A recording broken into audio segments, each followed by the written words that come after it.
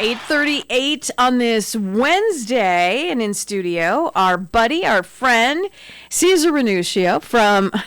Hello. For those of he was just waving because we, of course, we record these interviews, and you can always watch them on FaceTime. They're on FaceTime Live, so you can always watch them if you'd like. Cesar is from Body Shop 661. He's not just from Body Shop 661. He owns the dang joint. Yep. The joint. I've been there since 2000. So I've been there 22 years. You know, it's crazy. It almost. How time flies. I was gonna say, you look surprised yourself. You're like, what? Yeah. Yes, and then I look, I'm like, is it really? You know, what year is it? You know, 2023 already. It's crazy. I know. I have to. I'll be honest with you. Since the height of the pandemic, my timeline is completely messed up. Right. It's almost like we were suspended for a while, and I'm like, and now I'm using before pandemic and after like as a reference, as a time reference. I kind of got used to getting stuck at home, so I'm not used to going out, and like I haven't seen friends forever, you know. But now, like I was telling you, know, summer's coming. Hopefully, we'll go to the concert in the park and the exactly. The trade thing that's going on. Oh yeah, you gonna come to the Home and Garden Show? Yeah, it's so awesome. And my daughter loves it. We can walk around. They're gonna have the butterflies again. I heard they are. Yeah. The butterflies. You get a stick, and the butterflies. It's a big tent, and you hold the stick, and they just like descend. Yeah. Fun. Yeah. So she loves it. You know, she's 3. So it's yeah, she'll love that. Yeah, she'll love that. Yeah. So as always, every single time you're in, we get questions after you leave because you're only here for 6-7 minutes. Yes. So people are driving in their cars, the listeners or whatever, they're home, and they have questions they can't get to you. Yes. So we have to save the questions till next time you're in. Yeah. So are you ready for? Let's do it. It's almost like a game show. It's almost like a game show. Press the buzzer. So the first question is, and sometimes I don't even really know what I'm talking about. So I'll ask the question and then you explain it. Yeah. It says, what is your take on Amazon eBay replacement parts, and do you order parts from there? So I guess that's a 2-part question. So let's do the first one. What is your take on Amazon? First of all, I didn't even know they have car parts on Amazon and eBay. They do like lights and stuff. You know, they have it. You got to look and make sure they have the good reviews, because if you get ones that are too cheap, you know, they start leaking water on the inside. I don't usually buy parts from there. Sometimes for some specialty cars, I have to go on eBay, see if I can find them, you know, because it's so hard to return. And then you only have 30-day guarantee or 2-month guarantee. And I guarantee all my products, you know what I mean, for 3 years or life, you know. So that's why I don't use them too much. But sometimes it really saves you, especially with vehicles. The price is going up so high, you know, sometimes, you know what I mean, that can help out. I've been using it a lot on tail lights for older cars because they're discontinued. And what are you going to do, throw the car away? Oh, you know what I mean? That's a good point. So that's I have a good to go point. on there and look for like the parts, you know what I mean, to put the car together to keep it alive, because vehicles are so expensive. I've been helping a lot of people save total cars because the insurance companies total them and they give them $7,000. And what are you going to buy for $7,000? You don't know what you're getting, you know? Exactly. So that's why sometimes we go on there and we look for, you know, cheaper parts just to keep the cars alive. Just you know? to keep them right. Yeah, sometimes they're not the best of parts. Bumpers don't order because they fold them and they sit them in a box. No. Yeah! So they're all stretched out and stuff, yeah. Why would they do that? Wait a second. Why would they even do that? Obviously, just to ship them. You know what I mean? Because the bumper's huge, so they get it, they flap it, and they put it in a box, and they say, leave it in the sun. But usually it gets, like, stretch marks. You know? I was going to say, there's a crease that are like... Yeah, it's crazy. But, again, if you're dealing with something, I guess, you know, with like a classic car that they don't make anything anymore, you know, so you have to do with what you can scrounge up at that point and just do the best with what you can. Sometimes you can ask people who have some stuff for that car, ask them, hey, do you happen to have this? Oh, you know what I mean? Because that way you can find it, you know? Like, I'm looking for a latch now. I've been looking for like 3 months. Hopefully one will pop up, you know? It's like a scavenger hunt. Yeah, right? It's like a game. Question number 2. Yes. Is it better to repair a panel than replace it? Well, it depends. There's the rules we have for the warranty and stuff. You can't really go past the 1/4 of an inch, of the body filler.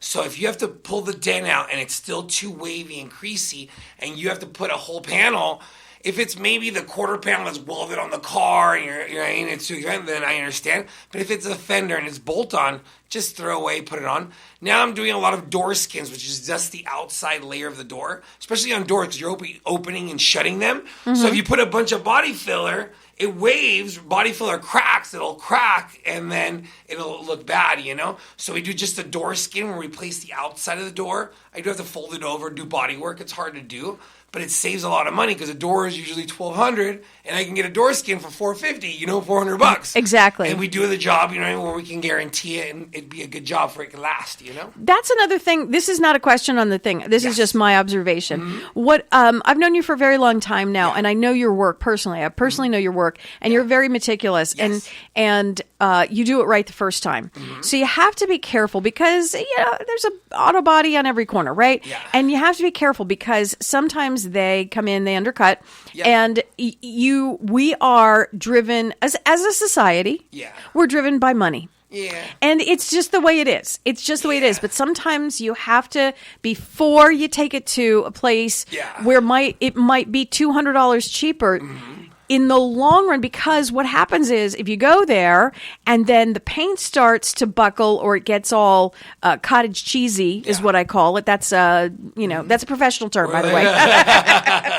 All bumpy, yes. All bumpy, right? Then you have to redo it, and you saved zero money. You actually paid more for it, in the long run. It ends up costing double. Right. So out here in Santa Clarita, though, like I always do it right if I don't do it, because everybody knows each other out here, Right. So I don't want to do a car and then it goes bad right away. Right. They're like, oh, who did that? Oh, body shops is going on. So if it's not a good job, I don't do it, Right. Because this town is so little there, But it's always very important to follow all the rules, Especially with dry times and the materials the way they're layered.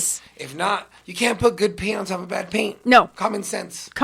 But here's the thing. Someone will do it. There's someone out there who will do it at a cheaper rate, and you get fooled, and then you have to redo it. So I just wanted to make that point. Reviews, and it's like... Do your due diligence, Yeah, do your diligence. And if somebody's only in business for 3 years, a lot of them, like, they have their business, and then when they start having a lot of problems, they change the company name or something, Exactly, So that's what you have to look out for, because, it's a tricky... Do it right the first time. Do it right the first time. I know you're meticulous, and I think you fixed my car, I want to say like 5 years ago, and it still looks brand new. It's just, right?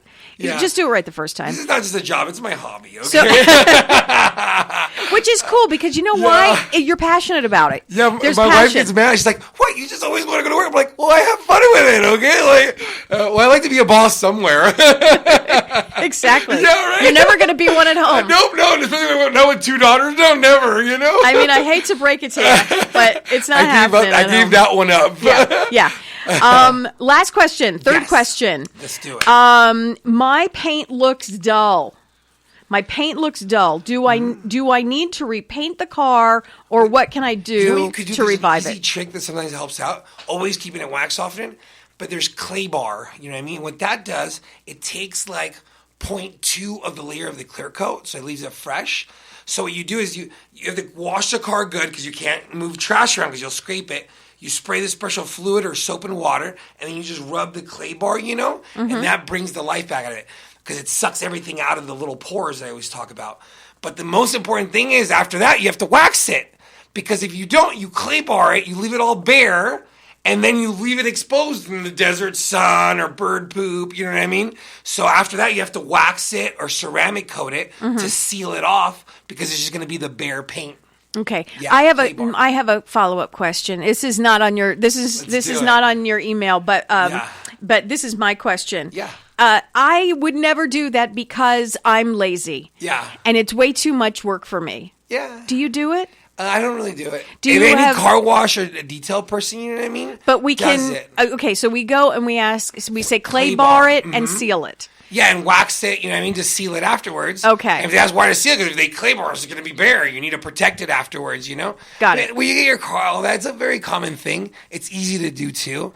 if you have questions you want to try, call me. You know how I do it. Yeah, I'll yeah, give you yeah. some tips, you know? Okay. I might start ceramic coating, but we're not allowed to put ceramic coat on fresh paint. So I kind of don't want to have the material there with my guys there, you know? So, Gotcha, so I haven't decided gotcha. to do it yet. It is Cesar from Body Shop 661. If you have questions, you can email us here, as people often do at the station, or you can email you directly. Is that okay? Me. Yeah, Cesar, Cesar, like Cesar, at bodyshop661.com. If not, call us, 661-251-2252. You tell me from the radio station, I'll probably give you my cell phone. We'll end up texting so we can talk and get everything nice and organized. That's fantastic. Cesar, thanks so much. Thank you. Have a great rest of the week, and I'll see you at the Home and Garden Show. Yes, I'll be there with the babies.